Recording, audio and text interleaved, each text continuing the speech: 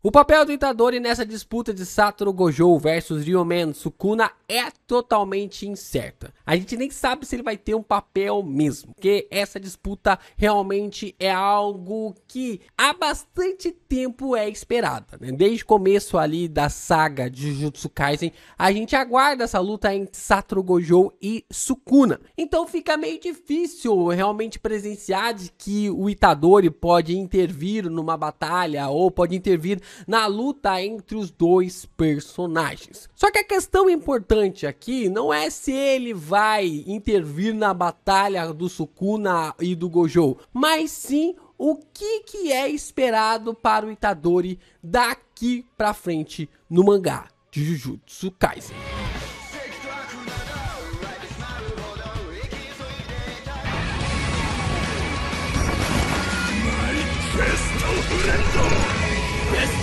Ô Geeks, aqui é o LP e vocês estão no canal do Geek Brasil. Fiquem ligados porque esse vídeo contém spoilers do mangá de Jujutsu Kaisen. Sim, pessoal, vamos aqui então conversar sobre quando o Tigre Itadori será solto em Jujutsu Kaisen. Vem comigo que eu vou explicar muitos contextos relacionados a este apelido que o Itadori tem e como ele é extremamente importante pra gente entender um pouco mais dessa relação, a forma realmente de como o Itadori pode ter conexões com o tigre japonês. E tudo isso logo depois de você deixar o seu like, se inscreve aqui no canal, ajuda a gente a continuar crescendo cada vez mais aqui na plataforma, compartilhando os nossos vídeos, e você também pode se inscrever lá no meu canal, lá no Vida de Geek. A gente vai sempre comentando, falando lá sobre culturas das séries, animes. A gente falou sobre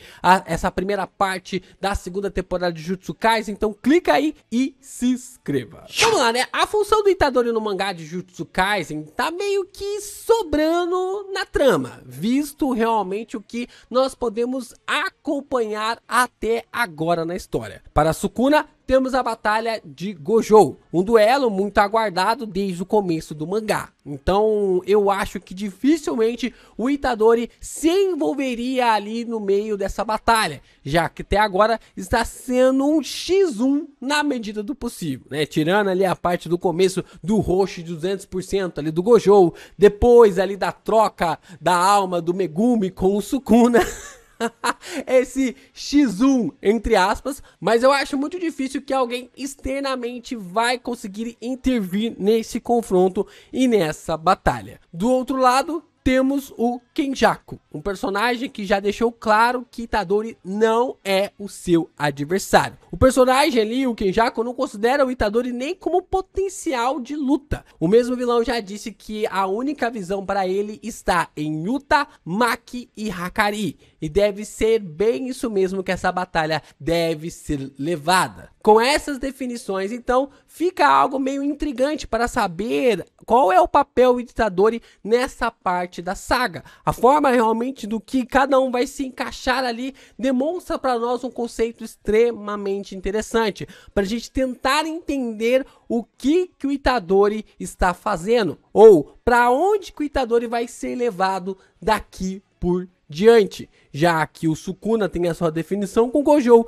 e o Kenjaku não considera o Itadori nem como um potencial adversário. E aqui que começam as nossas questões para tentar chegar em algum pensamento para poder definir qual é o papel do Itadori, qual vai ser a função dele nessa saga. No guia oficial, a gente observa o editor questionando ali uma fala de que o Gege Akutami meio que tipo assim não é muito apegado ao Itadori. E por que escolheu ele como protagonista? O autor então simplesmente responde que não tem nada contra o personagem. Não tenho nada contra, mas também não tem nada a favor. Mas que tem dificuldades de lidar ali com o protagonista. Mas que ele está trabalhando para superar essa situação. Ele fala que não escolheu o Itadori para ser o protagonista. Ou seja, o próprio Gege disse que ele não escolheu o Itadori para ser o protagonista da sua história principal. O que dá a entender que algo o levou a tomar essa decisão. E que o Yuji ainda está sendo esculpido, ainda está no processo para ser esculpido para ter a sua forma final. É até mesmo algo peculiar pensar que um autor de uma história não pensou ao certo o começo de como seria o protagonista ali da sua trama. A forma realmente como toda a história ou toda a abordagem gira em torno de protagonistas. É bem difícil pensar e imaginar histórias que começariam realmente sem pensar em um bom protagonista. Olhando ainda o guia oficial,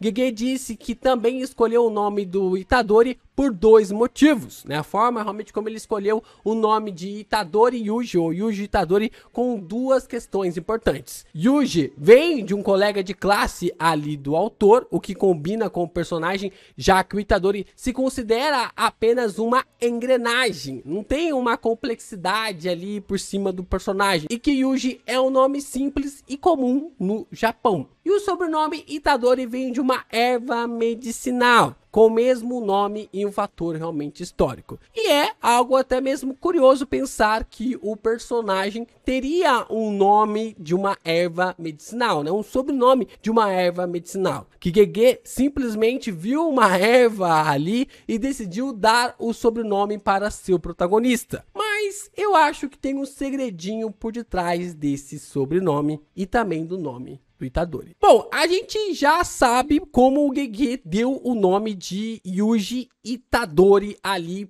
para o personagem, para o protagonista. Mas vamos um pouco mais a fundo, porque tem uma coisa interessante ainda no nome do Yuji. É que ele não é escrito com hiragana. Se você não sabe, o idioma japonês ele é definido por três características importantes, que são os hiraganas, que é a forma das palavras originadas, né, a descrita ali das palavras originadas ali no japonês. Nós também temos os katakanas, que são as palavras que vieram do exterior e se incorporaram no idioma japonês, né, são descritas e escritos dessa forma. E nós temos os kanjis, que são os símbolos que carregam a imagem de uma única descrição, né? O símbolo de uma árvore, o símbolo ali do vento, do fogo, todas essas formas que vieram da China e incorporaram-se ao idioma japonês. O que é interessante para nós é que o nome do Itadori não é escrito com hiragana, o que normalmente deveria acontecer. Tanto Yuji quanto também Itadori deveriam ser descritos em hiraganas, mas o nome dele é descrito com kanjis, e assim a personificação é dada em cima do hiragana. O nome do Itadori então possui 4 kanjis para ele, 2 ali para Itadori e 2 para Yuji. Dessa forma nós temos Tora, que significa tigre, e Tsui, que significa bengala. Esses 2 kanjis formam Itadori. Aí nós temos Yu, que significa vagarosamente, e nós também temos Jin, que significa benevolência. Os 2 kanjis formam a palavra Yuji. Mas, peraí, LP, você tá dizendo ali Jin? Sim, isso mesmo. O nome do Yuji tem o mesmo kanji do nome do pai dele. A forma realmente como o Jin está no nome Yuji mostra para nós do porquê que é bem estranho o nome do Itadori, o nome do Yuji, não ser escrito em hiragana. E como tem um segredinho por detrás dessa situação. É bem interessante ver como o nome e o sobrenome do Yuji reflete bem ele na história. Alguém benevolente que tem seu desenvolvimento criado de uma forma bem vagarosa. A gente tá até mesmo questionando aqui quando que o Yuji vai ser solto, quando esse tigre realmente vai ser solto de uma vez na história de Jujutsu Kaisen. Mas até mesmo o seu nome é falado. Alguém benevolente que é desenvolvido como se fosse um bem devagar, né? Como se fosse uma benevolência vagarosa, né? Um personagem devagar, né? Como forma realmente essa forma do desenvolvimento do personagem. Mas eu ainda acredito que o segredo para o plot final do Itadori está ligado ao seu sobrenome, Tigre Bengala. No guia oficial, mais uma vez, o Gege responde que nunca tinha pensado no motivo certo para que Itadori ganhasse o apelido de Tigre do ginásio Nishi. A grande questão aqui é que essa fala do autor, ela é dúbia. Gege nunca disse que não havia pensado no motivo do tigre, mas sim do motivo dele ter ganhado esse apelido. Ou seja, o apelido do Itadori pode vir sim do seu sobrenome, já que carrega esse kanji. Alguém realmente como Itadori que se move como um tigre pode ter essa definição e ter essa classificação como um sobrenome. E várias vezes o Gege parece colocar o Itadori nesse estado, na forma e nas características deste animal. Se você está acostumado a ver ali documentários sobre animais, já percebeu uma forma como o tigre pode ficar horas e horas observando a sua presa antes de atacá-la. Isso é uma definição muito comum ali sobre um tigre e a maneira como ele pode ficar parado, estável ali, literalmente esperando a hora certa para atacar a sua vítima. E a gente pode observar isso acontecendo na luta dele e da Maki contra o Sukuna. O Itadori não tira os olhos do Sukuna, como se o rei das maldições fosse sua grande presa, só esperando o momento que ele e a Maki estivessem de acordo para o ataque. E o que exatamente o personagem está fazendo agora? Ele está observando toda a situação novamente como um tigre. Mais uma vez,